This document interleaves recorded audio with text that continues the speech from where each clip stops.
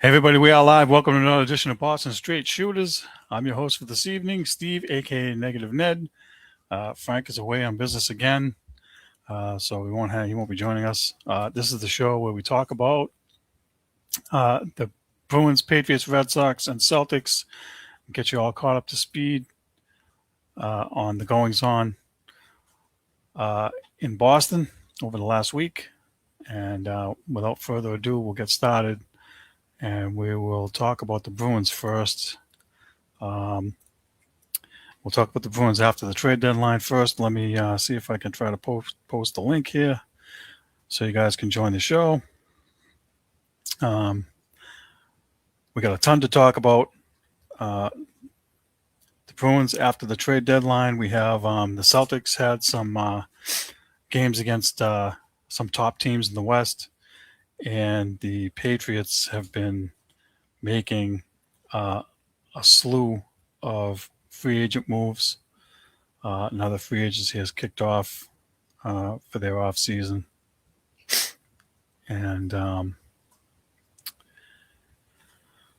we got a lot to digest there. So let's dive in. Bruins after the trade deadline. So the trade deadline was last Friday. They really didn't do much. They made a couple small moves. I wasn't going to talk about them until I realized that they kind of do have a little bit of an impact, or could, I should say, have a little bit of an impact as we get closer to the playoffs, as they try to make it. So they made a minor deal. They flipped Massimo Rizzo and Dalton Bancroft for Narvin Mutter. And the little bit that I got on Narvin Mutter is he's kind of a tough guy. He's a role player. He's probably a fourth line guy. As if we needed any more of them. But the ramifications of that is two players going out and Mutter coming in leaves just 12 forwards for Providence on their roster. And they might need to use all 12 in their 2 games this weekend. And part of the reason for this is for them to clear cap space because of some of the players who may become available. 2 contract spots could be filled if James Higgins and Andre Gasso are out of the Hockey East tournament and could possibly sign with the Bruins and wind up in Providence. And the thought is that Higgins would take Alex Steves' spot on the roster, and Steves would go back down to Providence and be a help for them to win the Calder Cup. Given how their season has gone, I think they're still in first place. I really didn't get a chance to follow them that much this week. But, I mean, they've had a really, really good year. DiPietro, as I mentioned before, he's playing out of his mind. He's in the top 5 easily in goals against average. He really has nothing else to prove down there. So, it sounds like they're trying more to go for the Calder Cup than the Stanley Cup. But, I mean, it's part of developing the young guys that they have. So if they won it, it would actually be a good thing for the organization, a good thing for the young guys that are down there to get that experience. So listen, I'm interested to see if there's any shot of James Higgins getting up here. Like I mentioned before, I have seen him a few times for BC. And one of the games I watched not too long ago, he got a hat trick. So he's the real deal, and hopefully they won't screw him up too bad. The other thing is there was a rumor going around that Danny Cannell, who's part of our group and a close friend of mine, gave me on Vincent Trocheck. He was a healthy scratch before the Rangers game last week, and there was some speculation that the Bruins were trying to trade for him. Unfortunately, the GM for the Rangers, Chris Drury, is out of his freaking mind because what he asked for, there's no way anybody with a half a brain would give this up. He wanted Fraser Minton and a first-round pick, or an alternate package that had Fraser Minton, Mark Kastelik, and a first or second-round selection. Yeah, I got two words for you: pound sand. Not happening. Listen, if Trocheck is 27 or 28 years old and he's got 4 or 5 good years left in him, maybe. But he's 32 years old and he's making $5.5 million a year, $5.6 million a year, and he's a 50 to 60 point a year guy. And I think Fraser Minton's upside and the draft picks that they would have had to give up, first round pick, no way. I'm keeping. We're rebuilding here. You don't do that. So I'm glad. For as much as we dump on Don Sweeney, I think at this deadline he kind of did the right thing.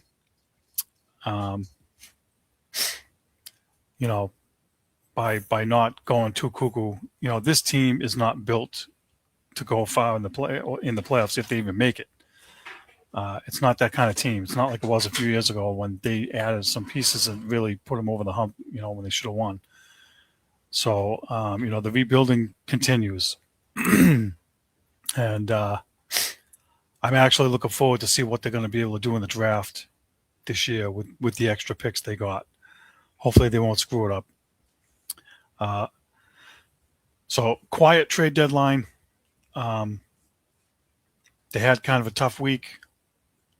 They had 5 games last week. We weren't on last night, so that's one of the games. They had a 2-3 record last week against Nashville.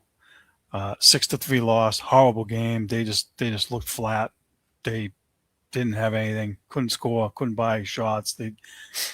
And against the team that they should have beat, because Nashville's really not having a good year. What they have is they're rebuilding too. They have a lot of young, hungry guys trying to stay on the team. And, they fell behind 2-0 a minute and a half into the second period. Morgan Geekie scored a few minutes later on the power play. But after that, they really weren't in it. They gave up 3 goals in about 4 minutes to fall behind 5-1. I shut it off and went to bed at that point. I was like, you know what, this isn't worth watching anymore. I need sleep. So, they put me to sleep, that's for sure. They were horrible in that game. Korpisalo wasn't good either. He gave up 5 goals. He stopped 23 shots out of 28. So it just wasn't a good game for them coming out of the gate. And, they needed better. They needed better after that game. Actually, that was the game before the trade deadline. That was last Thursday. So that was the game before the trade deadline. They put up a stinker. And it's not ideal if you're trying not to get traded to have a bad game like that. So they lucked out, actually, that a lot of the guys didn't have to worry about that. Next game, Saturday, against Washington. They won 3-1. Big rebound game for them.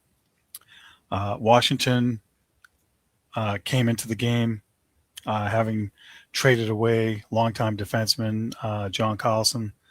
I believe he went to San Jose, but I have to double check that.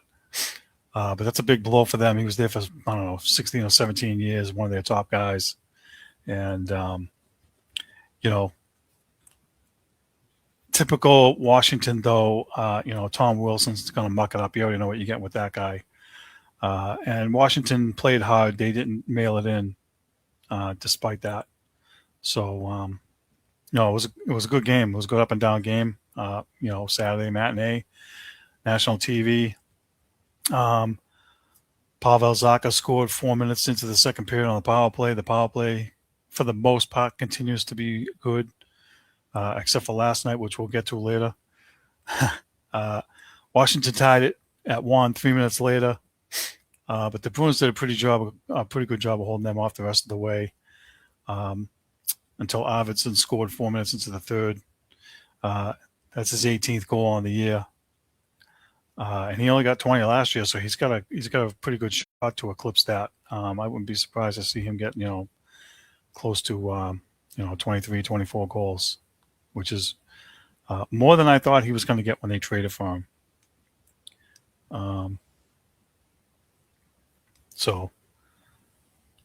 Ducks. Thanks, Danny. Anaheim Ducks. I knew it was out west. I just didn't know which team it was. Um,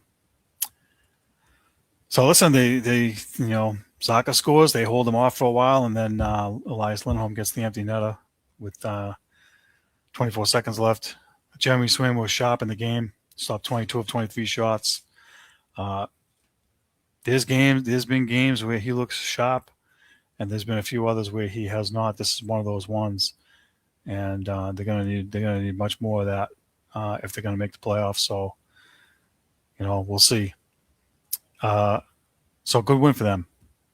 Next game, next night, Sunday, they play at Pittsburgh. They lose the game 5-4 in overtime. This is one of the most frustrating losses, and this is typical of them, where they jumped out to a 3-0 lead in the second period. They let Pittsburgh get a goal before the period ended. And like I always say, no 3-0 lead or no 3-goal lead is ever safe with the Bruins. I don't know what it is. They take their foot off the gas. They go to sleep. I don't know what the hell they're doing, but it's infuriating, and they did it again here. And Pittsburgh didn't have Sidney Crosby or Evgeny Malkin, their two top players. And, they had a lot of young guys, too, come in and step up in a big way. So I'm very disappointed with this loss. They had a 3-1 lead after the second. Terrible third period. They had them on the ropes, let them off the hook. They allowed Pittsburgh to tie the game at 3. And then when they give up 2 goals in 33 seconds, they're on the 6-minute mark. So, you're on your heels. You give up 2 goals real quick. Luckily, Pavel Zacha scored at the 8:34 mark, which was his third goal of the game. He gets a hat trick. Wasted effort. It's not easy to get hat tricks in the NHL, and I think this was only like a second hat trick ever. And you waste the guy's effort. Not happy to see that, but happy to see him get the hat trick. He was part of the trade rumors too. So I'm kind of glad they didn't get rid of him yet. But they get the 4-3 lead. Pittsburgh ties it a few minutes later. They make it 4-4. And, I think the Bruins were pretty lucky not to give up the winning goal before end of regulation. And, quick ending in the 3-on-3. Pittsburgh scored 17 seconds into the overtime to get the W. And, a very frustrating loss. Yeah, they got 1 point on the road, but that's hollow to me. I don't care for that. It doesn't do nothing. You got to get the W. You're up 3-1, 4-1, whatever. You just can't let the teams do that and get back in. So a tough loss. It's not a good time to be losing games like that. Next game, which was I want to say Tuesday. They played the LA Kings.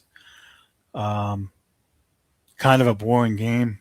A lot of dump and chase, not a lot of offense. Tight checking. Had kind of a playoff atmosphere. I'll give it that. But, I think in the second period it was like 10 shots apiece, nothing really going on. I ended up changing the channel because the Celtics were playing the Spurs, and I really wanted to see Victor Wembanyama and get a first-hand look at this guy. But I did actually get to tune in for the overtime when Charlie McAvoy scored the game winner. Really nice goal on a feed from David Pastrnak. So, good game, good win for them. They needed it. It was their 13th win in a row at home.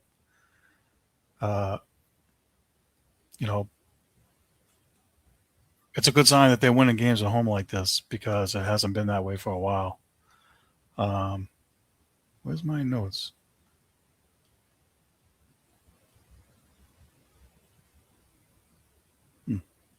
Oh, right here, yeah. Okay. Sorry. Before I at some point I did flip it back on and I saw McAvoy get cheap shot in the mouth again. Lost some more teeth. I really wish the NHL would do something about this. Um, you know, the hits to the face are just not right. I mean, the guy probably got a penalty on it, if I remember correctly, but still, his mouth, the poor guy can like barely talk. He's got no teeth. Um, he did come back, but I think it's unfortunate that everybody knows he's got a broken jaw. Everybody's going to keep taking runs at him. I think the league needs to step in and do something about these hits. And I've been on this for a while. That the hits to the head should be a 5-game suspension, first offense, 10-game second offense, so on and so on. But they don't do it. They only give the guy a 2-minute penalty. The guy's spitting chiclets out there, drawing blood everywhere. Should have been a double minor if it wasn't. So, I give Charlie McAvoy a lot of credit. Showing a lot of grit, some toughness, coming back after getting elbowed in the mouth. And it's the same toughness we saw from him in the Olympics, and they're going to need that down the stretch. So it was good to see him get rewarded. It was good to see him get rewarded at the end there and get the winner. So, they pick up 2 points, much needed 2 points because they have to stay ahead of Columbus. Columbus is on their heels. We'll touch base on, where the Bruins are playoff-wise momentarily. I got one more game to cover here. This game here was last night. Played the San Jose Sharks. The Sharks are up and coming. I didn't realize because I haven't seen the Sharks. But the coach is from Massachusetts. I forget where he's from now. But he's got them playing some good hockey. Macklin Celebrini, the first overall pick from last year, I believe, is lighting up the scoreboard. I want to say he's got 90 points already, over 90, either 90 or over 90 in around 60 games ish. I don't know. I saw some blip yesterday that he is the third teenager behind Wayne Gretzky and Connor McDavid to get 90 points in a 60-game span or something like that. So he's going to be a force to be reckoned with.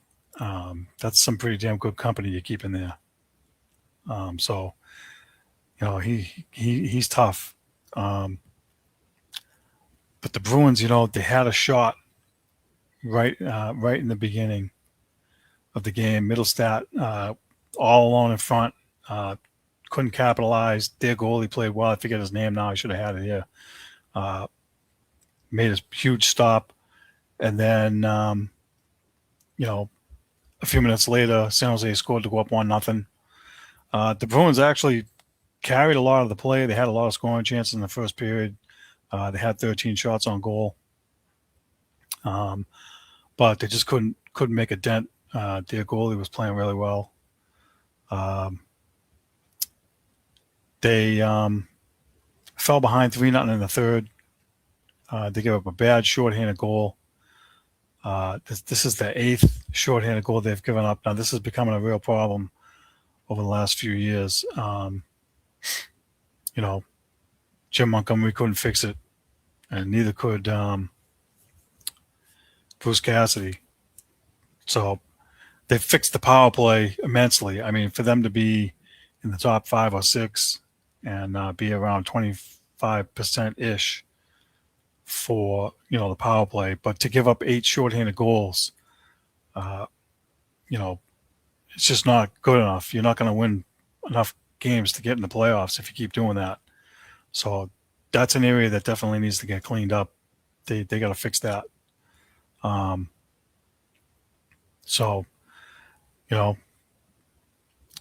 give up the goal 3-0, and then San Jose scored to make it 4-0 on an absolutely incredible play by William Eklund. I forget who he beat. Came around, got behind the defenseman, came in, took a shot on Swayman. Swayman made the save.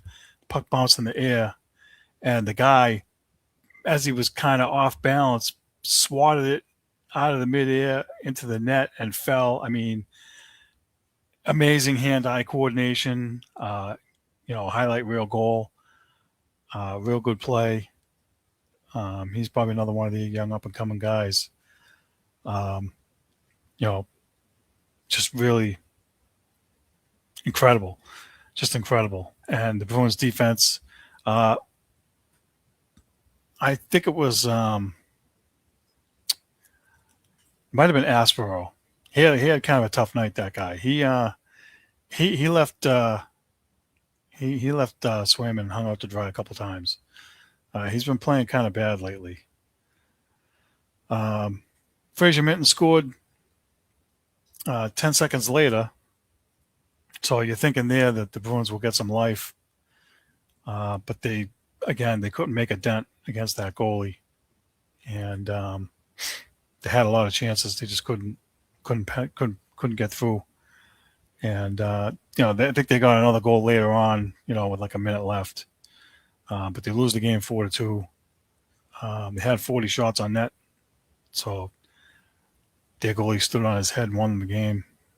Swayman wasn't horrible in the game. The defense was horrible. Defense gave up way too many odd man rushes. And like I said, Aspero hung him out to dry a few times. Wasn't really his fault. And so, I don't know. Bad loss on home ice. It's a bad loss when you have teams that are right on your tail. Columbus, I think, either won in overtime last night or they got 1 point for an overtime loss. Whatever it is, they're within 1 point of the Bruins now for the last spot. So the Bruins really need to get their act together if they want to hold them off. They have a tough week this week. Let me pull it up here. Who they got? They have Washington tomorrow at 3:00 at Washington this time, which they've had a problem there over the last few years. Playing there hasn't been friendly for them. Then they have Monday night. They have New Jersey, and then Tuesday night they have at Montreal. So they have 3-game road trip. They have at Washington, at New Jersey, at Montreal, and then they come home Thursday against Winnipeg. So Winnipeg's not having the same kind of year they had last year. New Jersey's fighting for a playoff spot, kind of. They have Jack Hughes back, who's the Olympic hero, scoring the game-winning gold medal goal, and he's been lighting the lamp since he came back. That's going to be a tough game. Montreal is going to be a tough game. They are 1 or 2 points ahead of you, ahead of the Bruins. So that's going to be a tough game. This is going to be a tough stretch for the Bruins. They got to figure it out quick, or I forget how many games they have left. 18 maybe, something like that. So the clock's ticking now. Now they got to do a better job. All right, enough on the Bruins. Let's move to the Patriots. Let's move to the Patriots and look at the moves that they've been making in free agency. All right. So they had all right. So they dropped where is it? Patriots free agent moves. There we go. All right. So early in the week they let Stephon Diggs go because if they didn't, then they were going to be on the hook for his salary cap number, which is like $26 point something million, and they weren't going to absorb that, so they cut him. So that was one thing that they did. Clavion Chason, they let him go as a free agent. He went to, I forget where he went, but he got $12 million, wherever it was. I don't think the Patriots wanted to pay him that. Garrett Bradbury, they traded to the Bears. I want to say it was for like a 5th round pick. And that move opens the door, and I think we talked about this last week. That move opens the door for Jared Wilson to move back to his natural center position. They let Jalen Hawkins walk. He signed somewhere else. They let Anthony Jennings walk, the linebacker. He's been a bubble player for them. I hear some of the sports radio guys be like, "Oh my God, I'm shocked to get rid of him," and some of them are like, "Well, he's a bubble guy. He wasn't, he wasn't effective. He wasn't effective enough to me for him to warrant keeping." Antonio Gibson, they let go after he tore his ACL. Austin Hooper, they let him go. He signed somewhere else. Jelani Tavai, they let go. That's the guy that was barking at the fans after the 4-13 season with Gerard Mayo as the coach or whatever. I'm not sad to see him leave. Alex Austin, I think he's a cornerback, left, and I'm missing Kairos Tonga. Apparently, the Patriots were trying to work out a contract, and something happened. It started with the negotiations, and he ended up leaving and signing somewhere else. And again, I don't remember where he went, but he was big for them on defensive line, and they were using him as fullback. Excuse me. They were using him in the fullback spot a lot in the running game when they wanted to try to gain short yardage. I actually liked him a lot. So out of all the players, I would say the two biggest losses is probably Diggs and him, Tonga. Other than that, I'm really not torn up about the rest of the guys leaving. They're not real impact players, in my opinion. So I think that it's fine. And when you take a look at some of the replacements they brought in to take the place of those guys, I think they've done pretty good. They did sign a wide receiver to replace Diggs. They signed Romeo Doubs from Green Bay. They gave him 4 years, $68 million, so he'll make $17 million. He's a young guy. I think he's 25, 26. He's going to be a volume guy. I don't know if he'll be number one, but he should be able to produce pretty damn near what Diggs did, provided he can stay healthy. I guess that's kind of the knock on him in Green Bay. But, he's quick. He can play multiple positions. And I think it's a good pickup, provided that they improve and get another guy. Obviously, the AJ Brown thing is hanging out over everybody's head. So we'll see how that goes. But I like the signing. Again, I have nothing against Diggs. I said last week, he was a good fit this year for what they needed. But I think $26.5 million is just too much. They probably did too. They may have asked him to take a pay cut. He probably said no. So I can't blame him. He's 30. He's going to be 33. So the clock's ticking for him. The Patriots also signed offensive guard Elijah Vera Tucker. I believe he was on the Jets. 3 years, $42 million. He's had health problems. He tore his bicep last year, or his tricep, I forget which one. Last year, missed a bunch of games. The year before, he tore the other one. He kind of did like what Ted Johnson did when he was here. Torn bicep one year, torn bicep the next year.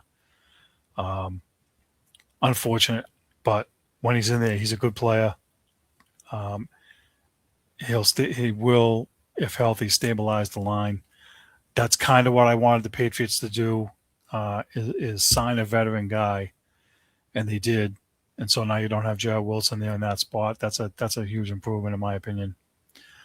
They signed defensive end Draymond Jones, 3 years, $36.5 million. I look at him as the replacement to chase on, if you will.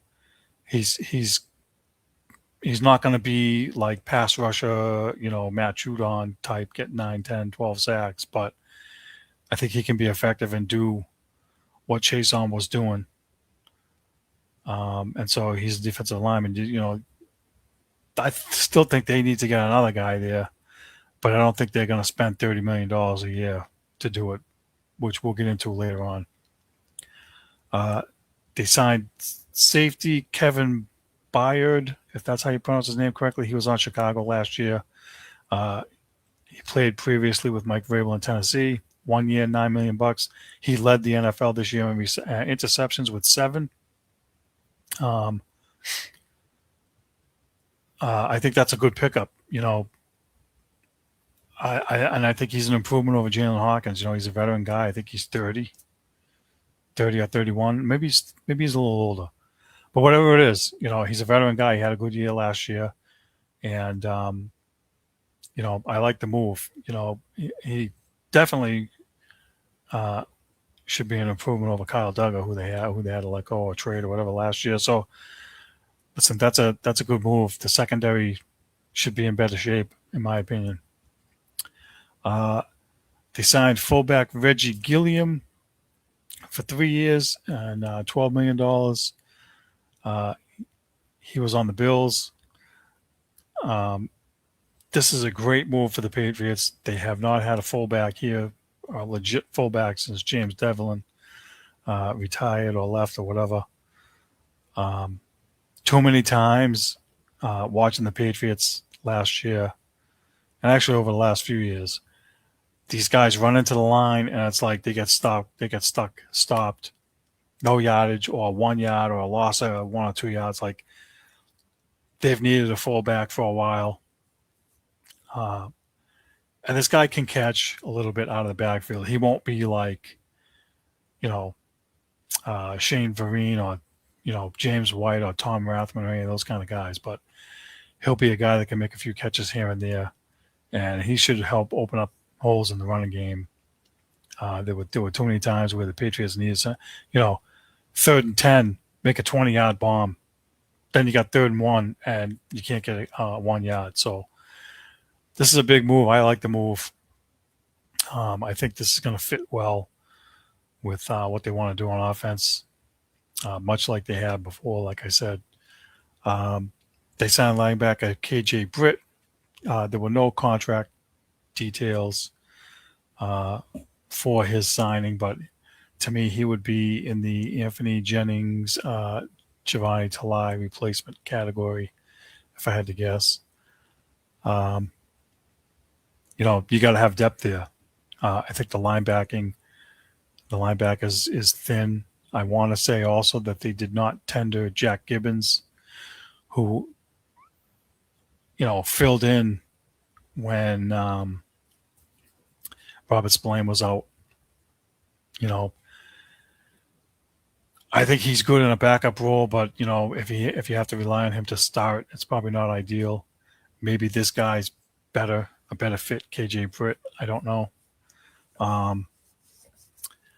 They also signed tight end Julian Hill. He was on Miami last few years. He's more of a blocking tight end, and that's something else that they've needed here with Hunter Henry and Austin Hooper, and really, maybe Jack Westover as the tight ends. They're really not blocking tight ends, and that's an area that definitely needed to be improved.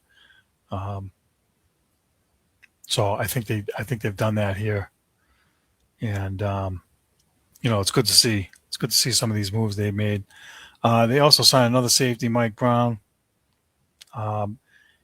He's mostly for special teams. That's another area that needs improvement. I think that overall, if you were to give the Patriots a grade for the year, it would probably be around B minus maybe.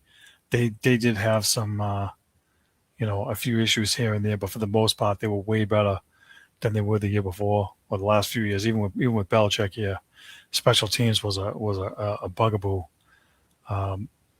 So, you're always going to need to improve that area. So it's a good signing. They also re-signed Ben Brown. He filled in at left guard for Jarrett Wilson when he was hurt, and did a pretty good job uh, in his place. And so it's important to have that depth for in case Vera Tucker gets hurt. Um, so listen, I like the moves. Um, I was on Frank's other show, Box Seats, the other day, and I said, the same thing I'll always say, which people know already. The definition of insanity is doing the same thing over and over again, expecting a different result. And I think if you look at the Washington Commanders the last 2 years, 2 years ago, they brought in all these free agents just like the Patriots did last year. And they really didn't have much roster turnover, and they had a lot of injuries, and they ended up missing the playoffs. And so I think, Patriots realized that, hey, look, these are the areas we need to improve. Wide receiver, swapping out Dubs for Diggs, it's an improvement. Swapping out Bradbury and putting Wilson at center, that's going to be an improvement because Wilson's natural position is center. He's a young guy, and he's got a huge upside there, and that's what they drafted him for. Vera Tucker, like I said, and I mentioned this a few weeks ago when I had a couple of the free agent guys I thought that the Patriots might go after. This guy fits perfect. He has flexibility too. He's played both left guard and right guard positions. So, if Michael Luenu went down with an injury, you could slide Vera Tucker over to the other side and put Ben Brown on the left. So he has that. That's a huge plus. Again, touching on, Draymond Jones. Maybe him and Chase on are a wash, but maybe Chase on wanted too much money and they were just like, you know what, or too many years or whatever, and they were like, nah, we're good. Because we never know what the particulars are. Again, I like the moves. I think we'll have a chance to see if they do anything else before the draft. I get the draft next month. They definitely need to do something at tackle. They let Vidarian Lowe go. I forgot to mention that. He signed somewhere else too. I don't know if, listen, a couple of years ago, he was horrible. This year he was better, and I think that's because the coaching was way better. And he did fill in pretty decent for Will Campbell when he was out. So they have to do something there. Maybe they have their eye on somebody in the draft. Or there's another guy in free agency they can look at to improve that area in case of injury. But to me right now, your tackles are still Will Campbell and Morgan Moses. I'm not upset with that at all. I think Will Campbell deserves another shot to stay there. I'm not in favor of moving him over to the other side. Not yet.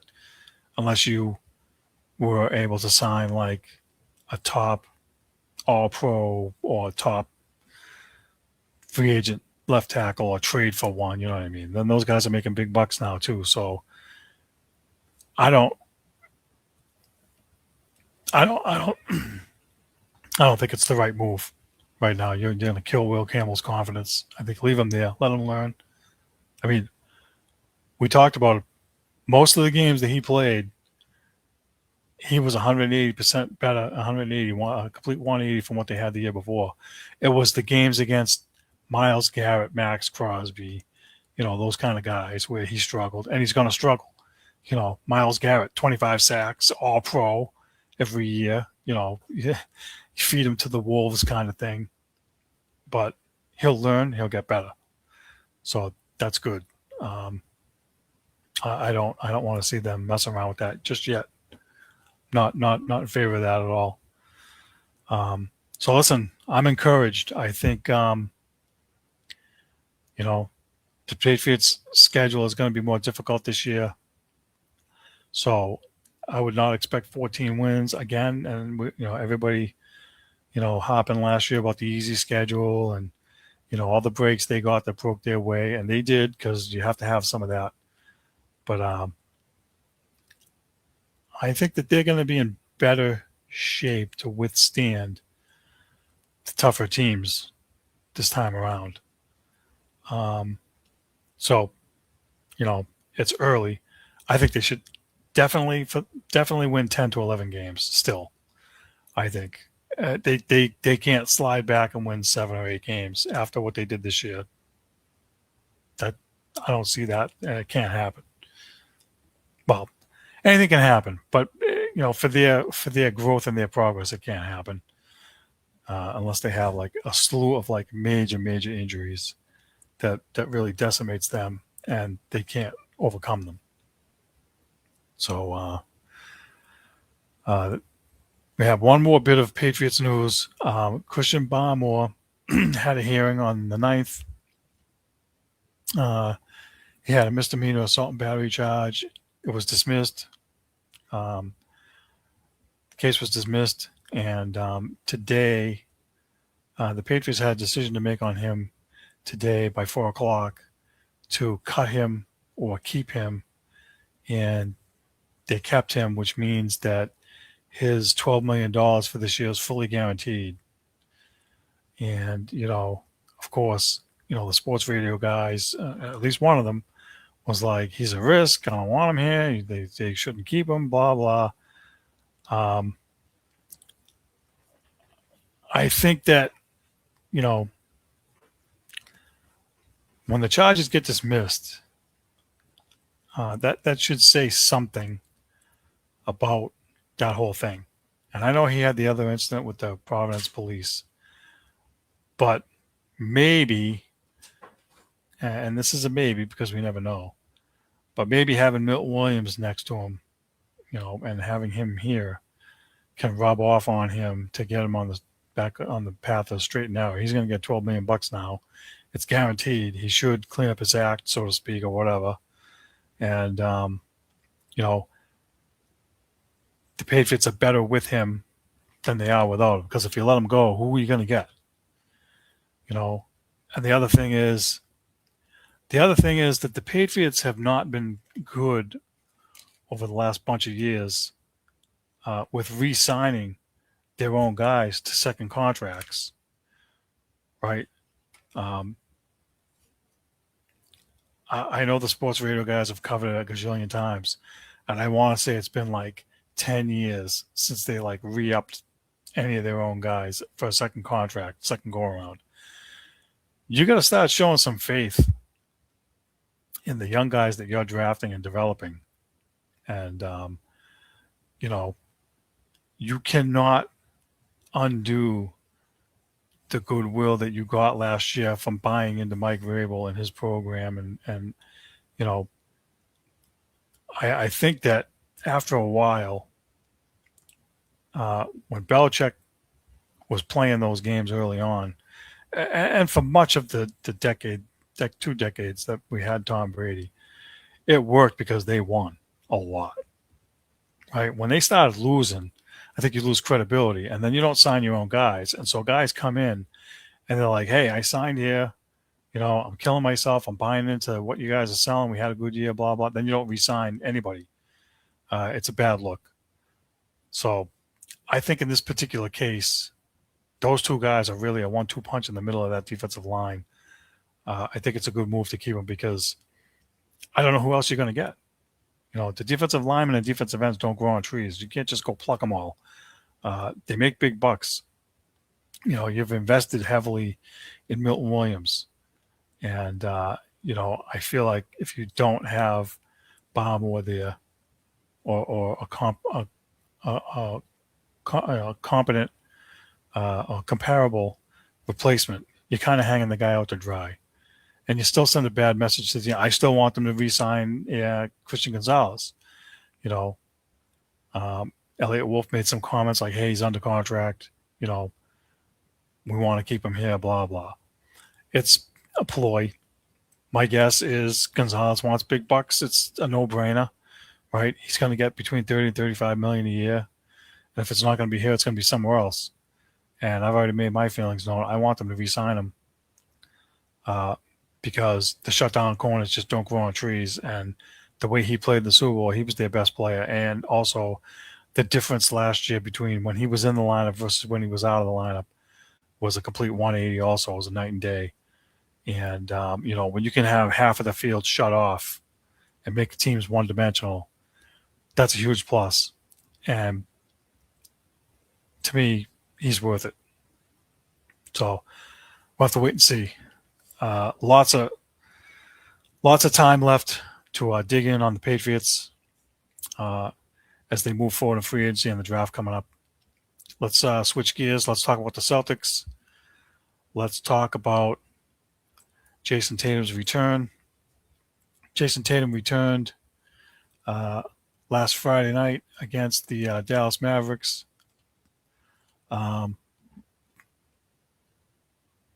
Obvious rust, but for the most part, he was pretty good in the game. He played a lot more than I thought he would. 27 minutes. I didn't think they'd utilize him that much. Obviously in the starting lineup, a huge pop from the crowd, which is expected and deserved. Glad to see him back. He scored 15 points, had 12 rebounds, 7 assists. The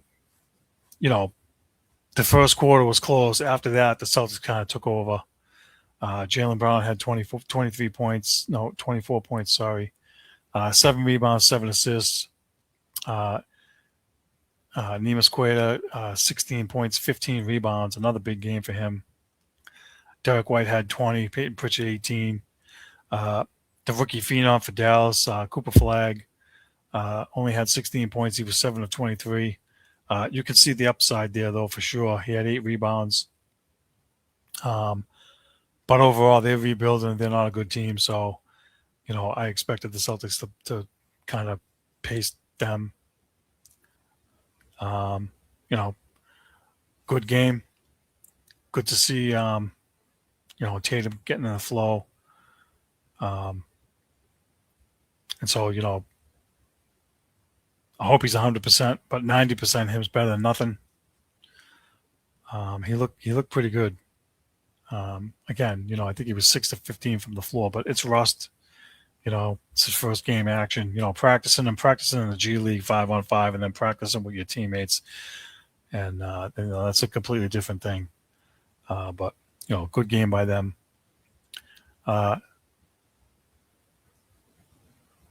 Next game, they played the Cleveland Cavaliers. Cleveland Cavaliers. They won 109-98. Jaylen Brown, 23 points, 9 rebounds, 8 assists. Jayson Tatum, again, 27 minutes, 20 points. That's a great night for him. Peyton Pritchard, 18 points. Baylor Scheinman, 16. Sam Hauser, 15. He was 5 of 10 from 3. They shot 15 of 38 from 3 as a team, which is just about 40%. So that's pretty good. I like that low number, little 35 to 40, and you're shooting around 40%. It's good. But listen, Scheinman, for a kid playing with a broken thumb, he's been balling. He's been doing good. He plays tough defense. Him and Gonzalez, and I mentioned this last week. Him and Gonzalez have really surprised me. I mean, Baylor Scheinman in preseason, it was horrible, and early on in the season didn't look like he was going to be anything. And I'm like, listen, he's supposed to be the Sam Hauser guy replace, and it didn't look good for a while. I'll be honest. It looked like he wasn't going to be a factor, but he's really stepped up. And I'm definitely surprised with Gonzalez. Like I said, 19 years old. When they drafted him, I was like, European guy, what's he going to do? But he's tenacious on defense too. He hustles his ass off, and he can score, he can pass, he can rebound, he can do a lot. So I'm happy with those guys.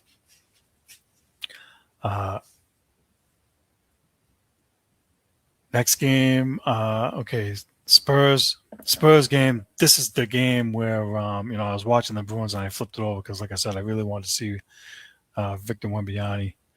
Again, that guy's unbelievable.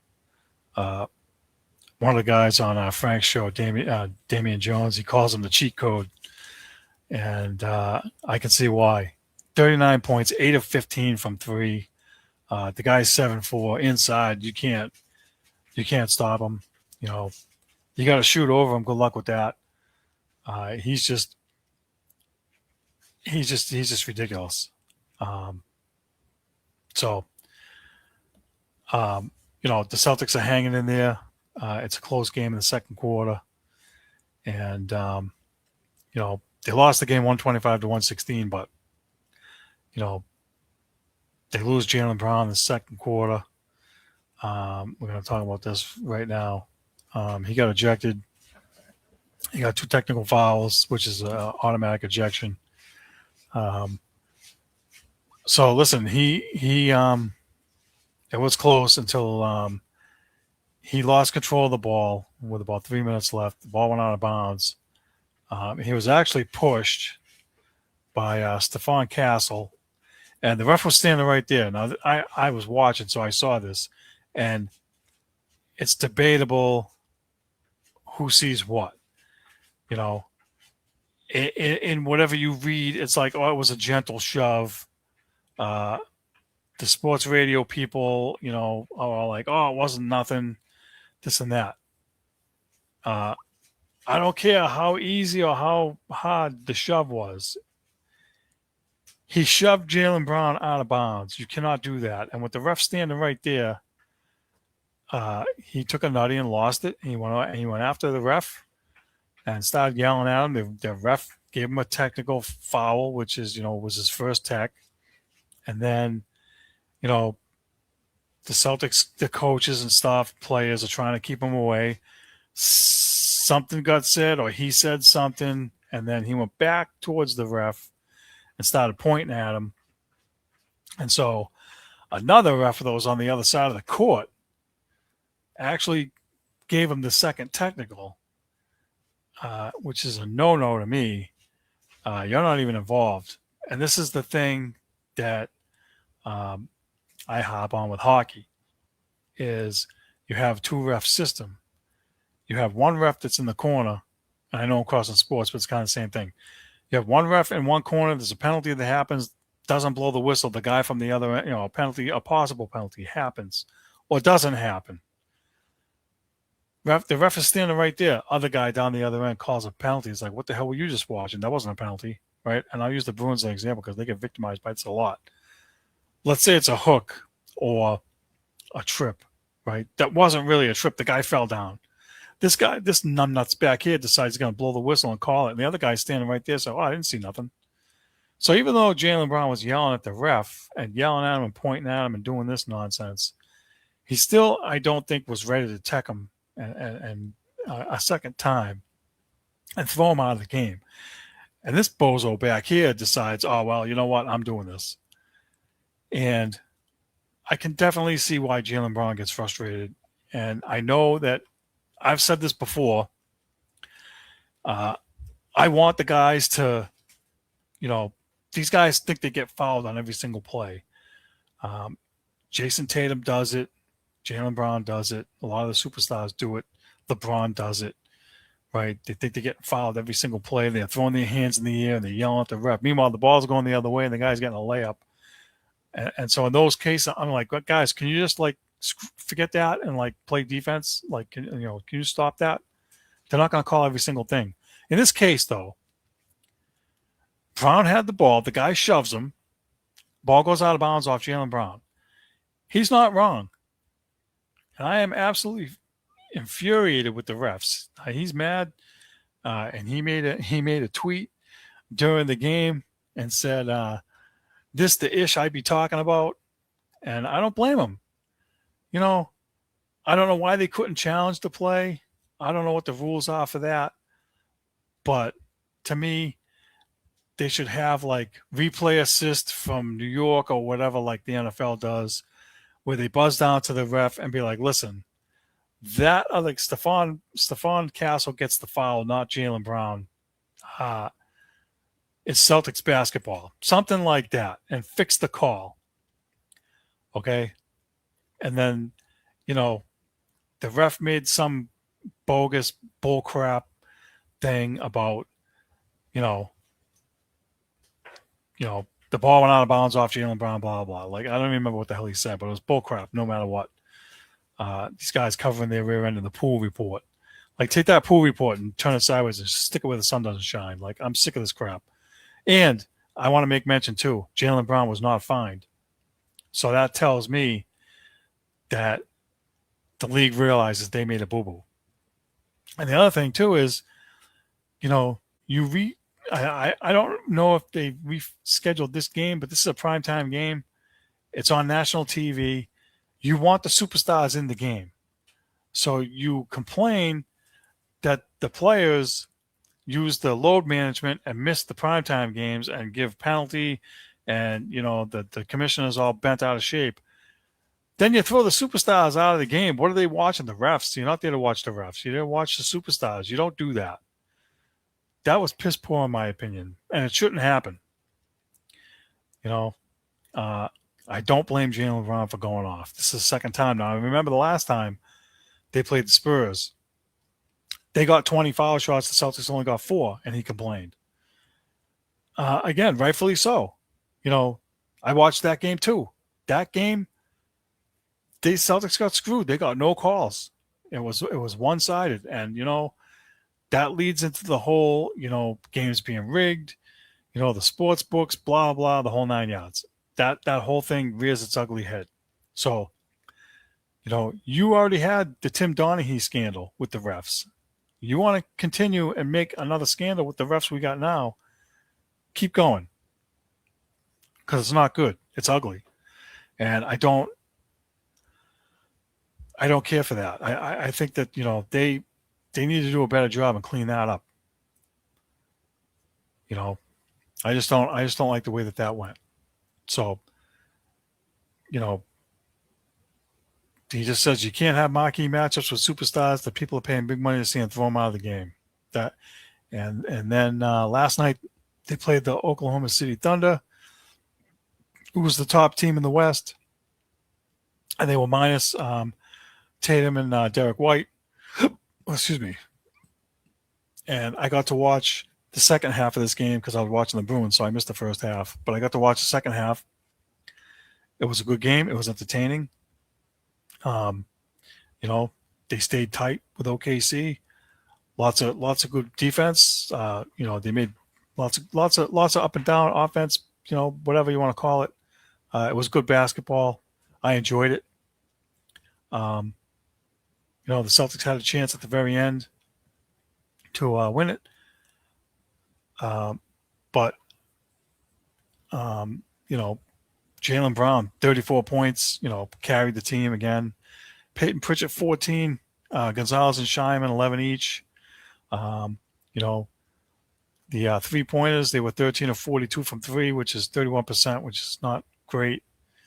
But, Jaylen Brown, again, spoke out after the game because of the flopping, I'll call it. He said, we commend players for playing the game the right way. We give benefit to those who are necessarily trying to manipulate the game to their advantage. I don't think it's basketball, all the foul baiting, it's whatever. I'm pretty sure he was referencing Shea Hilgis-Alexander, who's the top scorer in the league. He's their top player. He got 35 points against the Celtics in the game without mentioning by name. But that's what these guys do now. They all think that, they're getting hit and they're flopping and, it's just the way the league is now. I don't like it either. I hate it. Especially when they go to the replay and, the guy puts his elbow in the guy's ribs or whatever, and the guy's, oh my God, I'm dying, right? And then you look at the replay and it's like, he didn't even come close. It's stupid. It's really something they need to fix. They need to fix that and penalize. The NHL has it, embellishment penalty. I think you could do embellishment fouls. I think if there's an embellishment foul, it should be a technical foul shot. They really should find a way to figure that out. I don't know if they can or if they will, but that's one way to fix it, in my opinion. Is every time there's a flop or a fake, the team gets penalized for embellishment. That's the only thing I can think of to help fix it. So let me move on to the poll questions from last week. Last week we had 2 questions, I believe. The first question is, how do you feel about the Patriots free agent moves so far? We had good 0, just okay 100, and terrible was 0. So everybody thinks they're just okay. I get it. There's no big splash. There's no AJ Brown. So everybody's still waiting for that. So I understand. I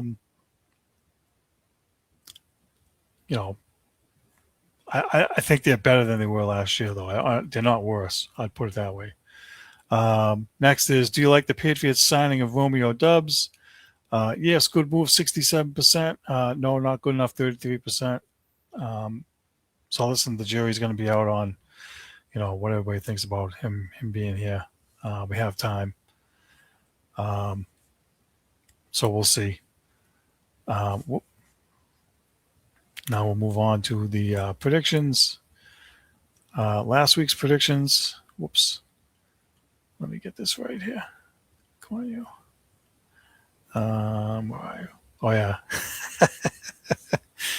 In typical negative Ned fashion, I said Jeremy Swayman was going to get traded. Wrong. I kind of knew he wasn't going to, but I was kind of hoping he would. So I got that wrong. Next, I thought Jayson Tatum would only play 10 to 15 minutes. Wrong. And ease him back into the lineup. He played 27 minutes, 2 games in a row, which is good. Is a good sign. I don't think he's ready to carry the load, play 35 to 40 minutes yet. I think he'll still play right around where he is. I'd be surprised if the next games he plays more than 30. Last one I had, Patriots make a trade for a wide receiver. Wrong. Strike 3. Yours truly, still can't get him right. But that doesn't mean we won't keep trying. One that I definitely have for this week is I say the Bruins are going to fall out of the playoffs. I think Columbus is going to overtake them, and I think they're going to wind up 9th by the time we come on next week. I think that what we thought they were going to be earlier in the year is going to catch up with them. Finally, it's catching up with them. So that's one prediction I'll make. Let's see.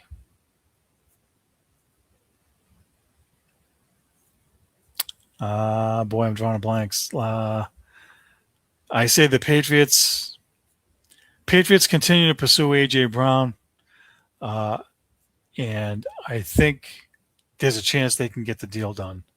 I don't think they're going to give up 2 first-round picks, but they should be able to make a good enough offer to make Philly bend. So I'll say the AJ Brown trade happens next week after everybody gets a chance to digest and free agency dies down a little bit. Let's see. The Red Sox. The Red Sox in spring training.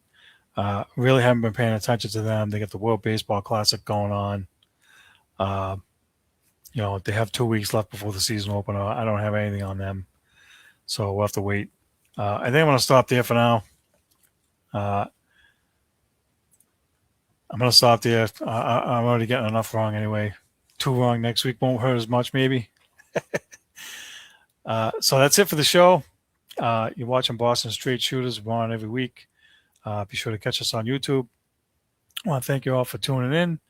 Thanks for the support. Thanks for voting in the polls. Thanks for the commentary. And we'll be back next week. So stay tuned. Peace.